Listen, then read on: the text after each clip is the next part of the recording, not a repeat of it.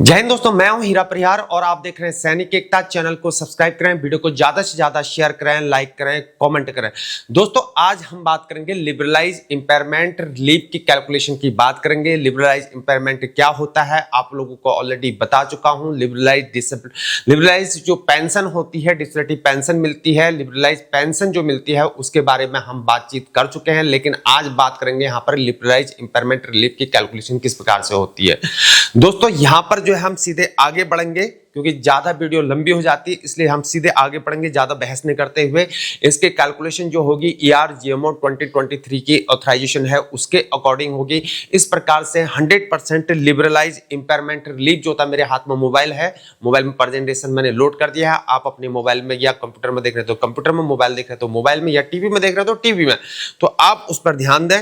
100% liberalise impairment relief जो होता है इस किसके बराबर होता है? मिनिमम 30% ऑफ लास्ट रिकॉनेबल इमॉल्वमेंट्स के बराबर होता है। लास्ट रिकॉनेबल इमॉल्वमेंट्स क्या होता है मैंने आपको बता चुका हूं कि बेसिक पे, क्लास पे, एमएस पे, अगर ग्रुप एक्स पे ले रहा है तो ग्रुप एक्स पे जो है वहां पर जो है रिकॉनेबल इमॉल्वमेंट्स है जो जोड़ के आएगा। और जो इमॉल्वमेंट्स होते हैं, इमॉल्वमेंट्स क्या हो गया? बेसिक पे, क्लास पे, और ये जो वन खंड कर देंगे दैट इज कॉल्ड इमॉल्वमेंट्स। तो आपने इसको समझना है। जो इमॉल्वमेंट्स हैं आपको मैं ऑलरेडी बता चुका हूं। इमॉल्वमेंट्स क्या होता है? बेसिक पे, एमएस पे, क्लास पे, ग्रुप एक्स पे, ये क्या है? सब आपके इमॉल्वमेंट्स हैं। और जो अब इसमें जो है service pension plus liberalise impairment, जो सर्विस पेंशन होगी और लिबरलाइज इंपेयरमेंट होगी, इसमें सर्विस पेंशन मतलब बेसिक पे, क्लास पे, एमएस पे और आपका ग्रुप एक्स पे है तो ग्रुप एक्स पे का 50% ही हमारा सर्विस पेंशन कहलाता है। और उसमें डीआर जुड़ता है बाद में, जैसे कि 53% अभी करंट में चल रहा है। तो इस प्रकार के क्या कर रहा है कि service pension plus liberalise impairment जो होगा वो क्या होगा? Total must not less than 80% of last reckonable emoluments. यह लास्ट रिकॉनेबल इमॉल्वमेंट्स का जो है 80% से जो क्या नहीं होना चाहिए, ये कम नहीं होना चाहिए बोला। 80% से कम किसी भी हालत में नहीं होना चाहिए बोल रहा है। तो इन बातों को समझना है। और इमॉल्वमेंट जैसे कि मैं आपको बता चुका हूं, बेसिक पे, क्लास पे, एमएस पे और ग्रुप एक्स पे ले रहा तो वो इमॉल्वमेंट्स होंगे, और इन सबको जोड़ देंगे तो लास्ट रिकॉनेबल इमॉल्वमेंट्स हो जाएगा। मैंने एक एग्जांपल ले लिया, इन्फेंट्री बटालियन का एक सोल्जर ले लिया, एक सिपाही ले लिया, लास्ट नायक ले लिया मैंने, जिसने 17 साल की सर्विस कर रखी है। नाम ले लिया मैंने लास्ट नायक राजेंद्र सिंह, उनकी टोटल सर्विस यहाँ पर 17 साल हो गई है। और रीजन फॉर डिस्चार्ज इनका है completion of service. Terms of engagement retirement की क्या है? कंप्लीशन ऑफ सर्विस है। या अगर पहले अगर डिस्चार्ज दे रहा है तो ऑन रिक्वेस्ट होगा, ऑन रिक्वेस्ट होगा तब भी यहां पर इंपेयरमेंट रिलीफ मिलेगा। और कंप्लीशन ऑफ सर्विस करेगा तो लिबरलाइज इंपेयरमेंट रिलीफ मिलेगा। अगर वो कैटेगरी डी के अंतर्गत आता है, ये कैटेगरी डी वर्ड जो मैंने बोल दिया इसका एक्सप्लेनेशन मैं अभी थोड़ी देर में करूंगा कि कैटेगरी डी क्या होता है। तो उसके बाद जो है वहां पर अगर सीओ उसको अगर घर भेजता है तो वो लिबरलाइज पेंशन में कॉल्ड होगा, लिबरलाइज डिसेबिलिटी पेंशन में कॉल्ड होगा, यानी कि एक लिबरलाइज शब्द आगे से जुड़ेगा उसके साथ। ठीक है, अगर सीओ घर भेजता है या डॉक्टर घर भेजता है तब भी होगा। मान लीजिए ये 16 साल में घर जाता, सीओ घर भेज रहा होता तो उसके बाद ये लिबरलाइज डिसेबिलिटी पेंशन ले रहा होता, लिबरलाइज पेंशन ले रहा होता।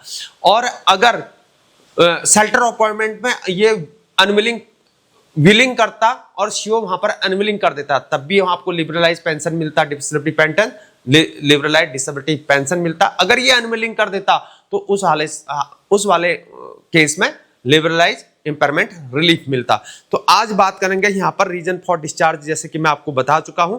डिसेबिलिटी जो है इसकी कैटेगरी डी के अंतर्गत यह डिसेबिलिटी आती है। मिनिमम 20% डिसेबिलिटी होनी चाहिए। और कैटेगरी डी का मतलब अब आप बताता हूं कैटेगरी डी क्या होता है मेरे दोस्तों। कैटेगरी डी का मतलब होता है डेथ और डिसेबिलिटी, या तो मृत्यु या डिसेबिलिटी, या कोई क्षति हो जाती है या कोई इंजरी हो जाती है due to act of violence. Violence के द्वारा होने वाले हादसे में अगर मृत्यु हो जाती है या कोई इंजरी हो जाती है, वो किसमें आता है? कैटेगरी डी में आता है। कहने का मतलब क्या है कि हम नॉर्दर्न इलाके में जो है ड्यूटी दे रहे हैं, या हम नॉर्थ ईस्ट इलाके में ड्यूटी दे रहे हैं, या हम कहीं पर भी ड्यूटी दे रहे हैं, इंटरनेशनल बॉर्डर में अगर हम ड्यूटी दे रहे हैं, वहां पर कोई पब्लिक का वायलेंस हो जाता है, अगर उस वाले केस में जवान के साथ, चाहे वो अफसर हो, लेडी अफसर हो, मेल अफसर हो या जवान हो, उनके साथ अगर कोई हादसा हो जाता है तो उस वाले केसेस में कैटेगरी डी बनेगा और वह लिबरलाइज के अंतर्गत आएगा। अगर सैनिक की मृत्यु हो जाती है या उस ऑफिसर की मृत्यु हो जाती है तो नेक्स्ट ऑफ किन को, अगर वो बलिदान हो जाता है, शहीद हो जाता है, तो नेक्स्ट ऑफ किन को क्या मिलेगा? लिबरलाइज फैमिली पेंशन मिलेगा। अगर वो जिंदा होता है, जीवित होता है, डिसेबल हो जाता है, डिसेबिलिटी पेंशन मिलती, वो लिबरलाइज डिसेबिलिटी पेंशन मिलेगी और वह कैटेगरी डी के अंतर्गत आएगा। इन बातों को समझना है। क्या बोला मैंने? Due to act of violence बोला, डेथ और डिसेबिलिटी। आगे देखते हैं फिर उसके बाद अटैक बाय टेररिस्ट, यानी कि वायलेंस हो रहा है, क्लैशेस हो रहा है, भीड़ के अंतर्गत जो है टेररिस्ट के द्वारा अटैक किया गया है, तब भी उस वाले केसेस में क्या आएगा? कैटेगरी डी के अंतर्गत आएगा बोल रहा है। ऑपरेशन में जा रहे हो, बैटल कैजुअल्टी हो जाएगा, वो वार इंजरी हो जाएगी, ठीक है ना, क्योंकि टास्क मिला है, टास्क मिला, डिटेल किया गया हूं, ऑपरेशन के लिए ही जाना है, तो उस वाले केसेस में फिर वार इंजरी बनेगा। लेकिन इस वाले केसेस में अगर भीड़ में टेररिस्ट ने अटैक कर दिया, पता नहीं है भाई, ठीक है ना, तो उस वाले केसेस में ये कैटेगरी डी में आएगा। Anti social elements, anti social elements मतलब क्या होता है, इसकी परिभाषा समझते हैं। एंटी सोशल एलिमेंट्स मतलब होता है कि अपने ही देश में उत्पन्न हुए अराजक तत्व, यानी कि अराजक एलिमेंट्स जो हैं, यानी कि वो इंसान होता है, कुछ भी हो सकता है, इंसान हो सकता है, लेडी होती है, अराजक तत्व जो उत्पन्न हो गए हैं अपने ही देश में जो है, उसे क्या बोलेंगे? एंटी सोशल एलिमेंट्स बोलेंगे, यानी कि अराजकता फैला रहे हैं। वो अराजकता कैसे भी फैला सकते हैं। मान लिया हम नॉर्दर्न इलाके में ड्यूटी दे रहे हैं, नॉर्थ ईस्ट इलाके में ड्यूटी दे रहे हैं, हम क्लासेस में फंस गए, पब्लिक एरिया में फंस गए, तो पब्लिक एरिया के अंतर्गत जब फंस गए तो पब्लिक क्या करेगी? जो एंटी सोशल, पब्लिक के भीड़ में कोई एंटी सोशल एलिमेंट्स घुस जाएगा, वो पत्थर पड़ेगा, पथराव करना शुरू कर देगा। That is called anti social elements. या टीडी जा रहा है, टीडी मतलब होता है टेम्परेरी ड्यूटी, तो टीडी जा रहा है, मान लिया जम्मू, मान ले जाओ कहाँ है, नॉर्थ ईस्ट इलाके में, या अंडमान निकोबार है, मान लिया जाए इतने काला पानी में है, तो काला पानी से, अंडमान निकोबार से अगर उसको टीडी भेजा गया दिल्ली सेंटर में, और इतने ड्यूरेशन में अगर कोई हादसा हो जाता है, ऐसे क्लेसेस में अगर फंस जाता है, तो वो लिबरलाइज केसेस बनेगा, कैटेगरी डी के अंतर्गत आएगा, ठीक है ना।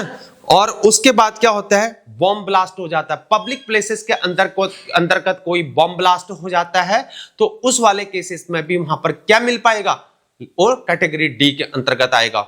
बॉम्ब ब्लास्ट में हादसा हो जाएगा, सब जवान फंस गया, जवान के साथ हो सकता है, किसी के साथ भी हो सकता है, लेडी ऑफिसर, मेल ऑफिसर, जवान, ये सब कैटेगरी डी के अंतर्गत आएंगे, ठीक है ना।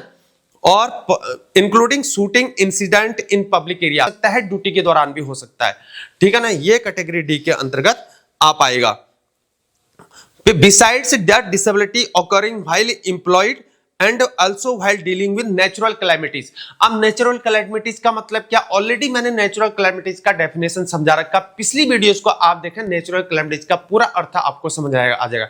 फिर भी यहां पर बता रहा हूं कि नेचुरल कैलेमिटीज मतलब होता है कि प्रकृति के द्वारा हुए हादसे का शिकार हो जाना, तो वहां पर क्या होगा? नेचुरल कैलेमिटीज कॉल्ड होगा, और वो कैटेगरी डी के अंतर्गत आएगा। नेचुरल कैलेमिटीज का मतलब है बाढ़ आना, वज्र आना, बिजली गिरना और लैंडस्लाइड होना, ये सब क्या है? ये नेचुरल कैलेमिटीज हैं, ठीक है ना, ये कैटेगरी डी के अंतर्गत आएंगे।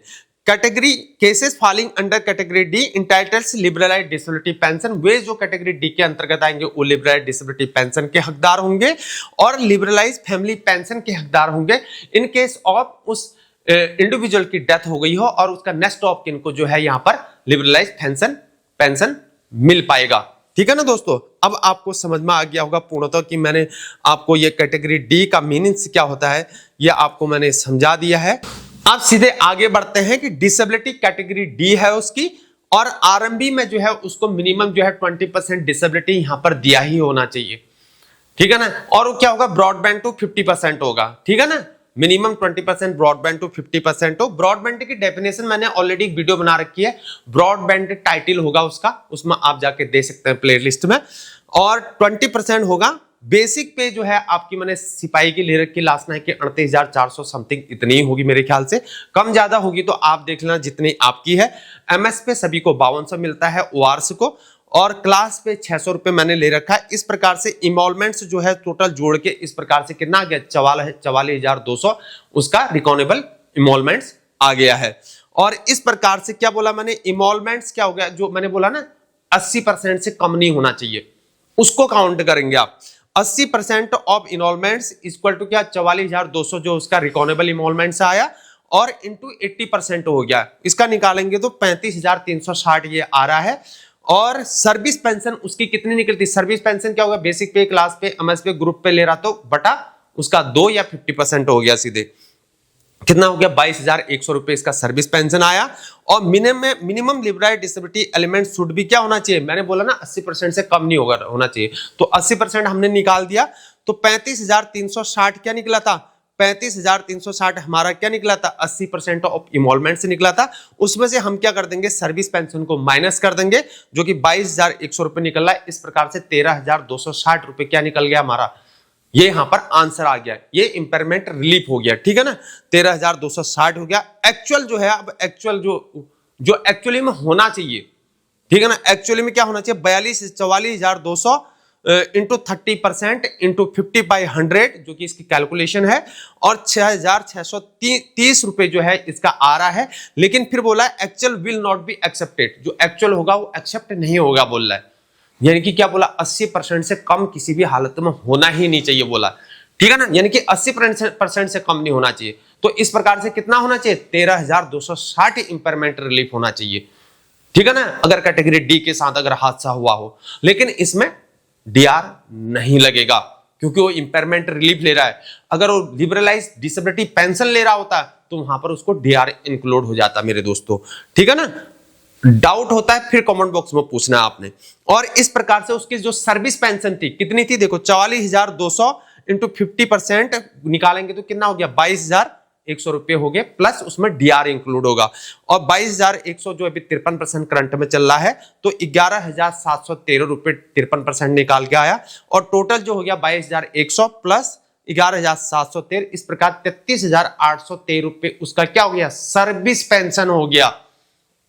यानी कि कहने का मतलब है, एक नॉर्मल सेफन अगर रिटायर जाता और उसकी बेसिक पे इतनी होती तो 33,813 रुपए क्या ले रहा होता, हाथ में पेंशन ले रहा होता, ठीक है ना, जो उसकी फुल पेंशन होती, ठीक है ना। लेकिन अब ये इंपेयरमेंट रिलीफ ले रहा है, ठीक है ना, जो इंपेयरमेंट रिलीफ हो रहा है, तो सर्विस पेंशन में जो इंपेयरमेंट रिलीफ है उसको जोड़ देंगे। देखो service pension plus liberalise impairment relief कितना हो गया, 33,813 धन 13,260 रुपए जो होता है उसका इंपेयरमेंट रिलीफ था, यानी कि 80% से कम नहीं होना चाहिए, नहीं बोला ना, रिकॉनेबल जो इमॉल्वमेंट्स का होता है 80% से कम नहीं होना चाहिए बोला था ना। तो इस प्रकार से कितना हो गया, 47,073 रुपए जो है इसका टोटल पेंशन बन पाएगा मेरे दोस्तों। लेकिन अगर इसको सीओ घर भेज देता, ठीक है ना, तो सीओ घर भेज देता तो इसमें क्या लगता, लिबरलाइज इंपेयरमेंट रिलीफ में क्या लगता, डीआर लगता। लेकिन ये कंप्लीशन ऑफ सर्विस किए तो इसलिए इसमें डीआर नहीं लगा। और अगर ये सेल्टर अपॉइंटमेंट दिया जाता और उसमें ये विलिंग करते, सीओ अनविलिंग कर देता, तो उस वाले केसेस में इसको डीआर लगता है इंपेयरमेंट रिलीफ में। अगर ये सेंट्रल अपॉइंटमेंट में अनविलिंग करता, सीओ अनविलिंग कर देता, तो फिर भी यहां पर डीआर नहीं लगता, या तो डॉक्टर घर भेज दे। तो दोस्तों इन बातों को समझना चाहिए। हालांकि जो है गवर्नमेंट ने जो रूलिंग पास किया है, मैं इस रूलिंग से बिल्कुल भी सहमत नहीं हूं, क्योंकि एक बॉम्ब ब्लास्ट के अंदर सैनिक के अगर इंजरी हो जाती है या उसके साथ कोई हादसा हो जाता है और उसको डीआर से बिल्कुल अलग कर देना, ये मतलब एक बिल्कुल एक नाइंसाफी है। क्योंकि आप एग्जाम्पल सोचिए, एक कोई सिविलियन होता है भाई, ऑपरेशनल ड्यूटी में अगर कोई सिविलियन होता है तो सिविलियन के साथ जो है कोई सरकारी बाबू है, कर्मचारी है, पियोन है, चपरासी इत्यादि ऐसे हैं, तो वहां पर अगर ये केसेस हो जाते हैं तो उनके साथ ऐसा कोई केसेस नहीं होता है। कहने का मतलब शीत ऋतु चल रही है, यहाँ पर देखो जाड़े के मौसम चल रहे हैं, जाड़े के मौसम में यहाँ पर शीत ऋतु का जो है छुट्टियां कर दी है, यानी कि सरकारी बाबू, क्लर्क, जो सरकारी कर्मचारी हैं स्टेट गवर्नमेंट या सिविल केंद्रीय सरकारी कर्मचारी हैं, तो उनके जो ऑफिस में डिपार्टमेंट के अंदर छुट्टी हो जाती है, लेकिन एक सैनिक के लिए कभी भी छुट्टी नहीं होती है और 24/7 जो है हमेशा ड्यूटी के अंतर्गत होता है। छुट्टी में जा रहा होता है तब भी ड्यूटी में होता है, क्योंकि छुट्टी में वहां से कॉल आता है, एक सोल्जर को कॉल आता है, चाहे वो ऑफिसर से है या जवान है, सबके साथ एक ही जैसा है। अगर ऑफिसर से है, अगर वो छुट्टी में है तो उसका श्योर डेफिनेटली उसको छुट्टी के दौरान भी कॉल करता होगा या छुट्टी के दौरान वो अपने पलटन में कॉल करता होगा या होगी। और वही जो है एक जवान है, जवान छुट्टी के दौरान भी जो है उससे रिपोर्टिंग ली जाती है, छुट्टी के दौरान भी जो है जब भी होता है अपनी पलटन में रिपोर्ट करता है, तब भी उसके साथ कहीं ना कहीं एक दिमाग में जो है एक प्रेशर रहता है कि मैं छुट्टी में तो हूं लेकिन मैं पलटन में साथ में हूं। एक दिमाग पलटन में होता है, एक दिमाग बटालियन में होता है, एक दिमाग फौज में होता है, एक दिमाग उसका घर में चल रहा होता है। तो इस प्रकार से वो दो दिमागों से खेल रहा होता है। तो इन बातों को समझना बहुत जरूरी है, क्योंकि सरकार ने जो है, गवर्नमेंट ने यहां पर एक बहुत बड़ी नाइंसाफी करी है जवान के साथ, कि उनको इंपेयरमेंट रिलीफ जैसा सिस्टम जो निकाल दिया जिसमें डीआर इंक्लूड नहीं किया गया है, ये बहुत बेकार कर दिया सिस्टम। सभी के साथ है, चाहे वो ऑफिसर से है, चाहे जवान है, चाहे वो कोई भी XYZ, उनके साथ ये बहुत वो किया है। अगर मैं एग्जाम्पल के तौर पर ले लूं तो ये ऐसे वाले हादसे में लिखा ना ऑपरेशनल ड्यूटी के अंतर्गत उसको फिर भी बैटल कैजुअल्टी, ऐसे हादसे में बैटल कैजुअल्टी करार नहीं दिया जा सकता। अगर बैटल कैजुअल्टी उसको करार दिया जाता तो वार इंजरी में इंक्लूड होता। सोचे ना आप इस बात को, वो वार इंजरी में कैलकुलेट होता। अगर वो पूरी सर्विस नहीं करता तो उसमें डीआर लगता और 100% उसका रिकॉनेबल इन्वॉल्वमेंट से होता है, यानी कि पेंशन आपकी डबल हो जाती है। लेकिन यहां पर क्या है, 80% से कम नहीं होना चाहिए, यानी कि 20% का लॉस है। और वहीं अगर हम देखें तो अगर एक इंसान, अगर एक जवान या कोई लेडी, कोई जवान है, कोई ऑफिसर से, चाहे लेडी ऑफिसर, मेल ऑफिसर, चाहे वो जवान की बात करें, परमानेंट कमीशन या शॉर्ट सर्विस कमीशन, अगर उनके साथ अगर कोई हादसा हो जाता है तो वहां पर जो है परमानेंट कमीशन, अगर उनके साथ अगर कोई हादसा हो जाता है और ऐसे हादसे में अगर उनको घर भेज दिया जाता है, ऐसे कुछ केसेस हो जाते हैं, तो ये उनके साथ बड़ी नाइंसाफी है मेरे दोस्तों।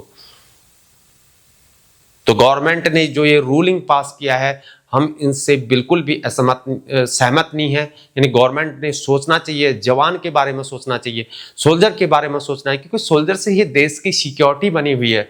तो मेरे दोस्तों, मेरा इतना ही कहना है। अगर आपको हमारी वीडियो अच्छी लगती है, जानकारी अगर आपको अच्छी लगती है, हमारे चैनल को जरूर सब्सक्राइब करें और चैनल को ज़्यादा से ज़्यादा शेयर करें, क्योंकि इस प्रकार की रिलायबल जानकारी, नॉलेज, ऑथेंटिक नॉलेज जो है आपको इसी चैनल पर मिल पाएगी। इसलिए सभी एक्स सर्विसमैन भाई या उनकी फैमिली और सोल्जर्स से मेरा विनम्र निवेदन है कि हमारे चैनल को जरूर सब्सक्राइब करें, सपोर्ट अस। आज के लिए इतना ही। जय हिंद, जय भारत, वंदे मातरम, भारत माता की जय।